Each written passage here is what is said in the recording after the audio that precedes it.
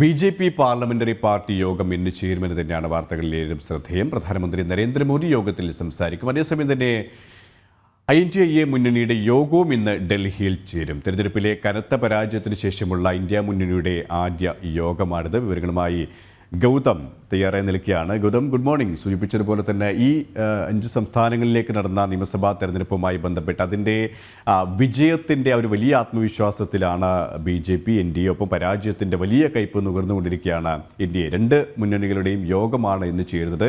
എത്ര മണിക്കാണ് യോഗം നിശ്ചയിച്ചിട്ടുള്ളത്? മറ്റു വിവരങ്ങൾ കൂടി.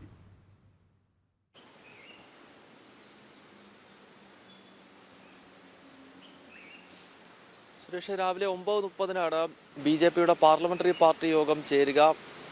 ശൈത്യകാല സമ്മേളനം ഇനിയും 4 ദിവസം കൂടിയാണ് ശേഷിക്കുന്നത്. വെള്ളിയാഴ്ച വരെ, ഡിസംബർ 22 വരെയാണ് പാർലമെന്റിന്റെ ശൈത്യകാല സമ്മേളനം നേരത്തെ നിശ്ചയിച്ചത്. പക്ഷേ വളരെ അപ്രതീക്ഷിതമായിട്ടാണ്, നമുക്കറിയാം, കഴിഞ്ഞ 13-ാം തീയതി പാർലമെന്റിനകത്ത് അതിക്രമം ഉണ്ടാവുകയും പിന്നീട് അതുമായി ബന്ധപ്പെട്ട് വലിയ പ്രതിപക്ഷ ബഹളത്തെ തുടർന്ന് ഒരു ദിവസം പോലും സഭാ നടപടികൾ മുന്നോട്ട് കൊണ്ടുപോകാൻ കഴിഞ്ഞ 3 ദിവസങ്ങളായി കഴിഞ്ഞിട്ടില്ല. ഈ ഒരു സാഹചര്യത്തിൽ വരും ദിവസങ്ങളിൽ, വരുന്ന 4 ദിവസം കൈക്കൊള്ളേണ്ട നിലപാടുകൾ, അതോടൊപ്പം തന്നെ പാർലമെന്റ് അതിക്രമത്തിൽ പ്രതിപക്ഷത്തെ ഏത് നിലയിലാണ് നേരിടേണ്ടത്, ഇത്തരം വിഷയങ്ങളൊക്കെയാകും പ്രധാനമായും ഇന്നത്തെ BJPയുടെ പാർലമെന്ററി പാർട്ടി യോഗം ചർച്ച ചെയ്യുക. പ്രധാനമന്ത്രി നരേന്ദ്രമോദിയും കേന്ദ്ര ആഭ്യന്തരമന്ത്രി അമിത്ഷായും അടക്കം BJPയുടെ ഇരുസഭകളിലെയും MP-മാർ ഈ യോഗത്തിൽ പങ്കെടുക്കുന്നുണ്ട്. പ്രധാനമന്ത്രി ഈ യോഗത്തെ അഭിസംബോധന ചെയ്ത് സംസാരിക്കുമെന്നാണ് മനസ്സിലാക്കാൻ സാധിക്കുന്നത്. അതേസമയം പ്രതിപക്ഷ സഖ്യമായിട്ടുള്ള INDA-യുടെ ഒരു യോഗവും ഇന്നിപ്പോൾ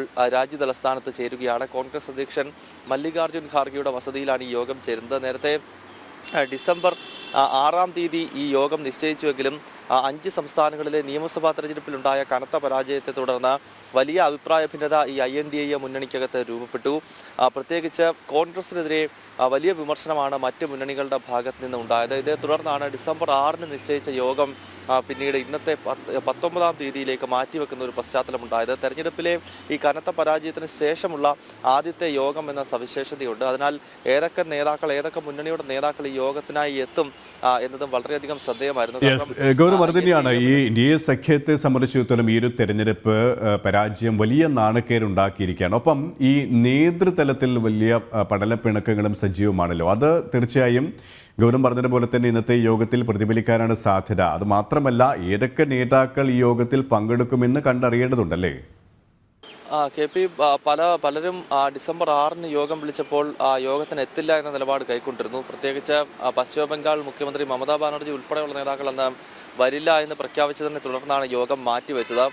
പിന്നീട് ചില രഹസ്യ ചർച്ചകളുമൊക്കെ നടത്തിയതിന് ശേഷമാണ് ഇന്നത്തെ ഈ ഒരു ഡേറ്റ് തീരുമാനിച്ചിട്ടുള്ളത്. പക്ഷേ ഇപ്പോഴും മുന്നണിക്കകത്ത് പടലപ്പിണക്കം ശക്തമാണ്. പ്രത്യേകിച്ച് കോൺഗ്രസിൻ്റെ നിലപാടിനെതിരെയാണ് മറ്റ് പല പ്രമുഖ മുന്നണികളും രംഗത്തെത്തിയിട്ടുള്ളത്. കാരണം കഴിഞ്ഞ നിയമസഭാ തെരഞ്ഞെടുപ്പിൽ ഈ INDA മുന്നണിയായി മത്സരിക്കാൻ പോലും കോൺഗ്രസ് തയ്യാറായില്ല എന്ന വിമർശനം വളരെയധികം ശക്തമായിരുന്നു. മധ്യപ്രദേശിൽ സമാജ്വാദി പാർട്ടി ഉൾപ്പെടെയുള്ള പല കക്ഷികളും കോൺഗ്രസിനോട് സീറ്റ് ചോദിച്ചിട്ടും കോൺഗ്രസ് അത് നൽകിയിരുന്നില്ല. മറ്റ് സംസ്ഥാനങ്ങൾ, തെലങ്കാനയിൽ CPIM സീറ്റിന് വേണ്ടി കോൺഗ്രസിൻ്റെ പുറകെ കുറേ നടന്നതാണ്. അതോടൊപ്പം രാജസ്ഥാനിലും CPIM കോൺഗ്രസിൻ്റെ മുന്നിൽ സീറ്റ് ആവശ്യപ്പെട്ടിരുന്നു. പക്ഷേ ഇതൊന്നും കോൺഗ്രസ് പരിഗണിക്കാൻ തയ്യാറായില്ല എന്ന് മാത്രമല്ല, സീറ്റ് ചോദിച്ച മറ്റ് രാഷ്ട്രീയ പാർട്ടികളെ അപമാനിക്കുന്ന നിലപാട് കോൺഗ്രസിൻ്റെ ഭാഗത്ത് നിന്നുണ്ടാവുകയും ചെയ്തു. ഈ പശ്ചാത്തലത്തിൽ വലിയ വിമർശനം കോൺഗ്രസിനെതിരെ ഈ നിയമസഭാ തെരഞ്ഞെടുപ്പിന് ശേഷം ഉണ്ടായി. മറ്റ് മുന്നണികൾക്കിടയിലും വലിയ അഭിപ്രായ ഭിന്നത ഈ പ്രധാനമന്ത്രി സ്ഥാനാർത്ഥിയെ ചൊല്ലിയും നടക്കുന്നുണ്ട്. കാരണം ബീഹാർ മുഖ്യമന്ത്രി നിതീഷ് കുമാറിന് പ്രധാനമന്ത്രി സ്ഥാനാർത്ഥിയാകാൻ ആഗ്രഹമുണ്ട്. മമതാ ബാനർജിയും അതേ നിലപാടുള്ള ആളാണ്. ഡൽഹി മുഖ്യമന്ത്രി അരവിന്ദ് കെജ്രിവാളും ഒരു പ്രധാനമന്ത്രി സ്ഥാനാർത്ഥിയാകാൻ ആഗ്രഹിക്കുന്നു. അങ്ങനെ വിവിധ വിഷയങ്ങളിൽ ഈ INDA മുന്നണിക്കകത്ത് അഭിപ്രായ ഭിന്നത വളരെയധികം ശക്തമാണ്. അതിനാൽ ഇന്ന് ഡൽഹിയിൽ ചേരുന്ന ഈ യോഗം വളരെ നിർണായകമാകും. KP. ഗൗരവം, ഒപ്പം തന്നെ ഈ പാർലമെന്റ് അതിക്രമ കേസുമായി ബന്ധപ്പെട്ട് ഈ പ്രതികളുടെ സോഷ്യൽ മീഡിയ അക്കൗണ്ടുകൾ ഡിലീറ്റ് ചെയ്ത സംഭവത്തിൽ ഡൽഹി പോലീസ് മെറ്റയിൽ നിന്നും, സോഷ്യൽ മീഡിയ മാധ്യമമായ മെറ്റയിൽ നിന്നും വിശദീകരണം തേടിയിട്ടുണ്ടല്ലോ. അതിന്റെ വിശദാംശങ്ങൾ കൂടി. പാർലമെന്റ് അതിക്രമവുമായി ബന്ധപ്പെട്ട അന്വേഷണം പുരോഗമിച്ചുകൊണ്ടിരിക്കുകയാണ്. വിവിധ സംസ്ഥാനങ്ങൾ കേന്ദ്രീകരിച്ചുള്ള അന്വേഷണമാണ് ഡൽഹി പോലീസ് ഇപ്പോൾ നടത്തുന്നത്. പ്രധാനമായും സോഷ്യൽ മീഡിയ അക്കൗണ്ടുകൾ ഡിലീറ്റ് ചെയ്തതുമായി ബന്ധപ്പെട്ടാണ് ഇപ്പോൾ മെറ്റയോട് വിശദീകരണം നൽകാൻ ഡൽഹി പോലീസ് ആവശ്യപ്പെട്ടിരിക്കുന്നത്. കാരണം ഈ ഒരു കൂട്ടായ്മ, അതായത് ഈ അതിക്രമം നേരിൽ നടത്തിയ 6 പേർ, അതോടൊപ്പം തന്നെ ആ ഗൂഢാലോചനയിൽ പ്രധാനമായി പങ്കെടുത്ത മറ്റു 2 പേർ, അങ്ങനെ ഈ 6 പേരുടെയും ഈ ഒരു സൗഹൃദം തന്നെ ആരംഭിക്കുന്നത്, അല്ലെങ്കിൽ ആ ഒരു ബന്ധത്തിന് തുടക്കം കുറിക്കുന്നത് ഭഗത് സിംഗ് ഫാൻസ് ക്ലബ്ബ് എന്ന ഒരു ഫേസ്ബുക്ക് കൂട്ടായ്മയിലൂടെയാണ് എന്ന കണ്ടെത്തലാണ് ഡൽഹി പോലീസിനുള്ളത്. പക്ഷേ പിന്നീട് ഈ സോഷ്യൽ മീഡിയ അക്കൗണ്ടുകൾ, അതായത് ഇവർ ഈ കൂട്ടായ്മയിൽ എത്തുകയും തുടർന്ന് ഇവരുടെ ആശയപ്രചരണങ്ങൾ നടക്കുകയും ചെയ്ത സോഷ്യൽ മീഡിയ അക്കൗണ്ടുകൾ പലതും ഡിലീറ്റ് ചെയ്തിരിക്കുന്നു, അതെല്ലാം ഒഴിവാക്കിയിരിക്കുന്നു. ഈ ഒരു സാഹചര്യത്തിലാണ് മെറ്റയോട് ഇതിൻ്റെ കൂടുതൽ വിശദാംശങ്ങൾ നൽകണമെന്ന് ഡൽഹി പോലീസ് ആവശ്യപ്പെട്ടിരിക്കുന്നത്. ഈ സോഷ്യൽ മീഡിയ അക്കൗണ്ടുകളുടെ വിശദ വിവരങ്ങൾ ലഭിച്ചു കഴിഞ്ഞാൽ ഇവരുടെ കൂടുതൽ സൗഹൃദങ്ങളിലേക്ക് എത്താൻ സാധിക്കും. കാരണം ഈ ഗൂഢാലോചനയുടെ മുഖ്യ ആസൂത്രകനായിട്ടുള്ള ലളിത് ജായുടെ സുഹൃത്തുക്കളെ പോലും ഡൽഹി പോലീസ് കഴിഞ്ഞ ദിവസം കസ്റ്റഡിയിലെടുത്ത് ചോദ്യം ചെയ്യുന്നൊരു സാഹചര്യമുണ്ടായി. കാരണം ഇത് കേവലം 6 പേർ ചേർന്നുകൊണ്ട് നടത്തിയ ഒരു അതിക്രമമായി ഡൽഹി പോലീസ് കണക്കാക്കുന്നില്ല. പക്ഷേ ഈ പ്രതികൾ നൽകിയിട്ടുള്ള മൊഴി എന്നത് ഇവർ 6 പേർ ചേർന്ന് നടത്തിയത് എന്നാണ്. പക്ഷേ ഇതിന് പിന്നിൽ വലിയ ശക്തികളുണ്ട് എന്ന നിഗമനത്തിലാണ് പോലീസ് ഉള്ളത്.